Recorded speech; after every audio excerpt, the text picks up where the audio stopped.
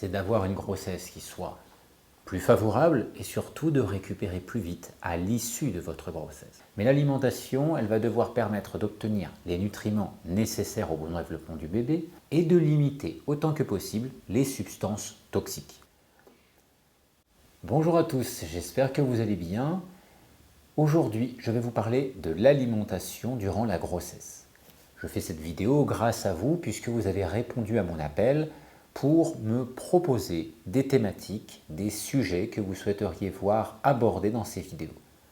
Aujourd'hui, c'est l'alimentation durant la grossesse. Je parlerai dans une autre vidéo de la période de l'allaitement ou encore de la nutrition pour le bébé. Et puis vous m'avez sollicité sur d'autres sujets.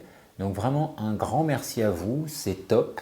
Et vous pouvez continuer à mettre des propositions de sujets dans les commentaires de cette vidéo et j'essaierai de répondre au mieux, au plus proche en tout cas de vos demandes.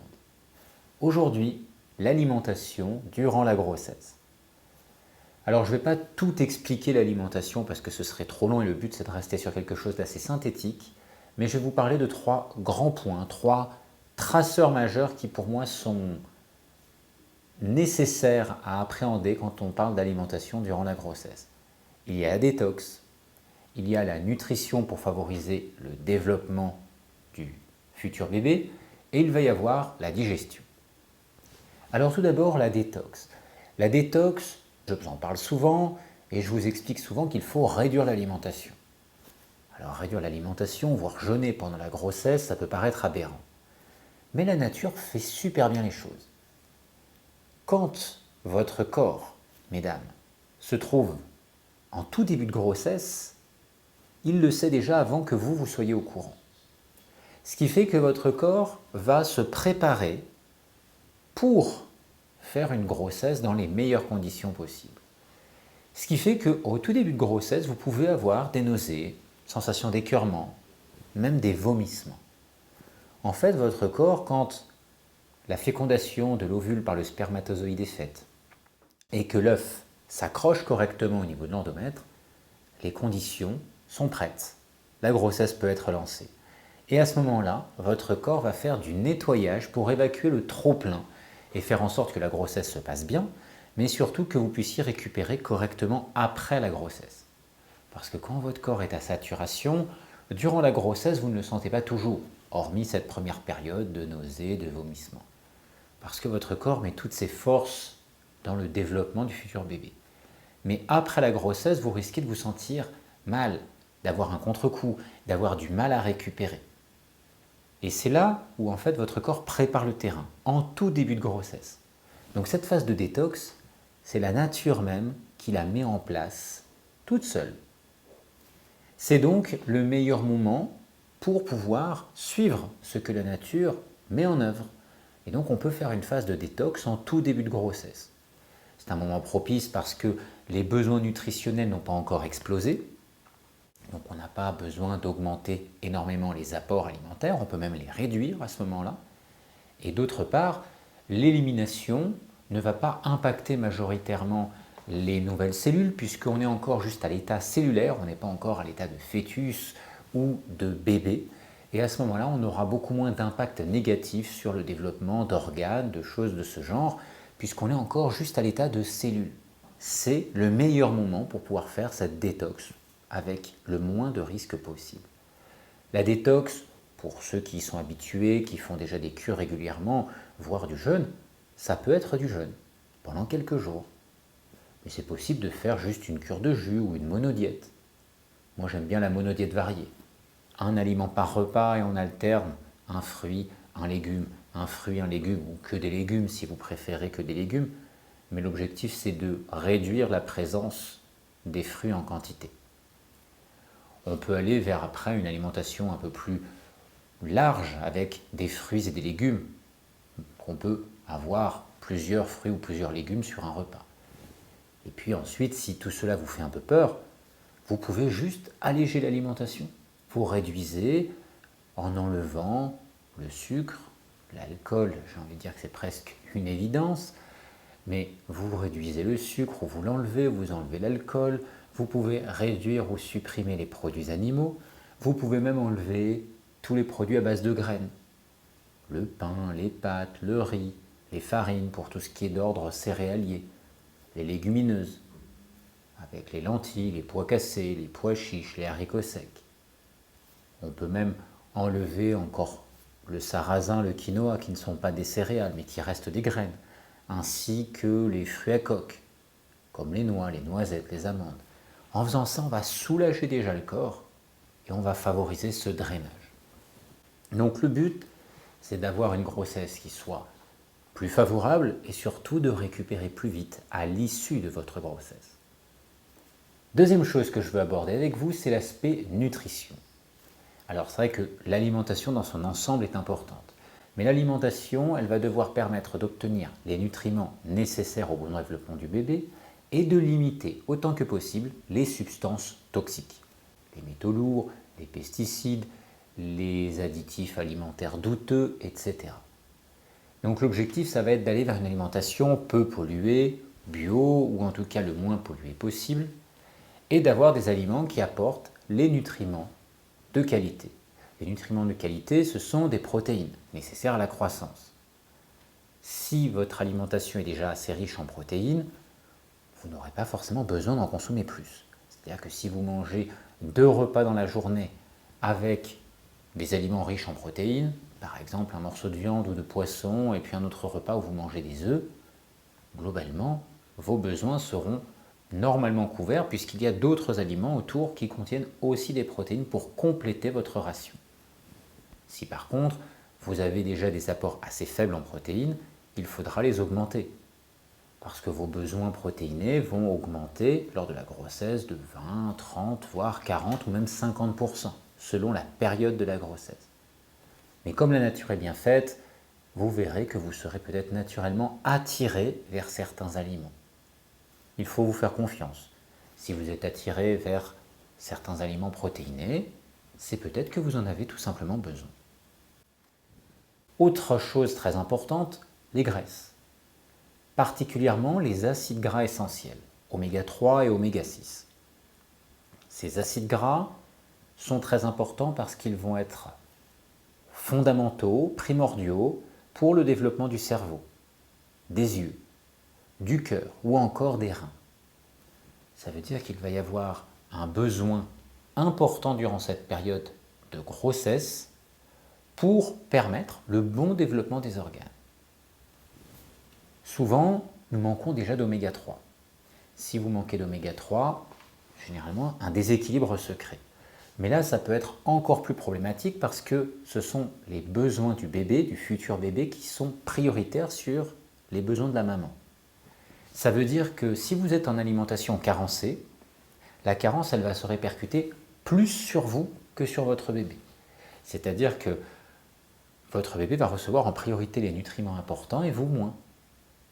Donc ça veut dire que vous allez avoir un déséquilibre qui va se créer et s'accentuer. C'est pour cela qu'il est important d'avoir suffisamment d'oméga 6 et surtout d'oméga 3, puisque ce sont ceux qui manquent, pour permettre un bon développement au niveau du bébé, du futur bébé, et l'entretien de l'état de santé de la maman. Et donc à ce moment-là, on va rechercher les oméga 3 là où ils se trouvent. Nous avons certains fruits à coque, comme les noix, par exemple les noix de Grenoble, certains poissons gras qui contiennent des teneurs intéressantes en oméga 3, les graines de chia, les graines de lin. Il y a aussi certaines huiles, l'huile de colza.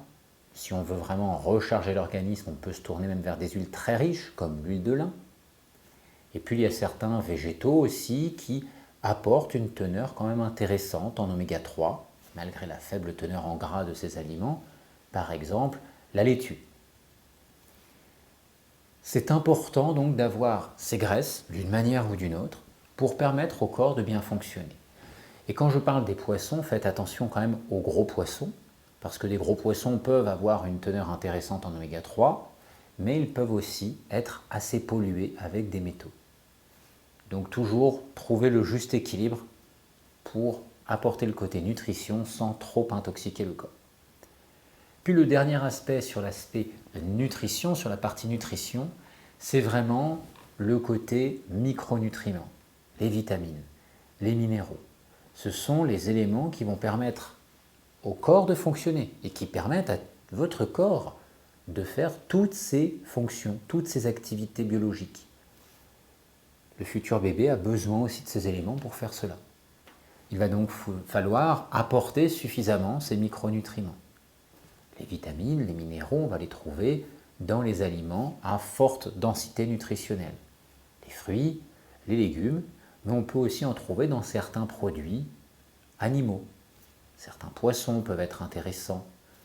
Les œufs avec le jaune d'œuf qui peut aussi être très qualitatif pour ses graisses, parce que le jaune d'œuf peut aussi contenir des oméga 3.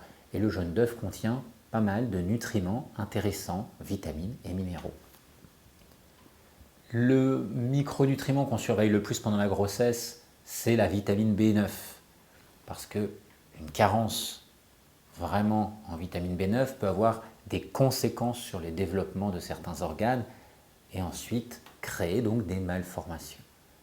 On peut faire un bilan avant la grossesse au niveau de son statut en vitamines, en minéraux et même du profil au niveau des acides gras.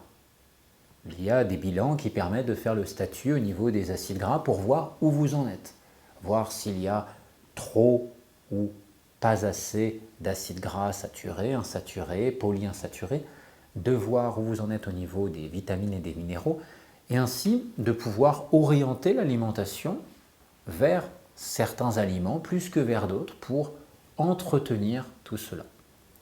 Et puis si vous ne voulez pas faire ce genre d'analyse, on peut toujours de toute façon compléter l'alimentation avec des aliments qui sont naturellement riches en micronutriments, des graines germées, des jus de légumes.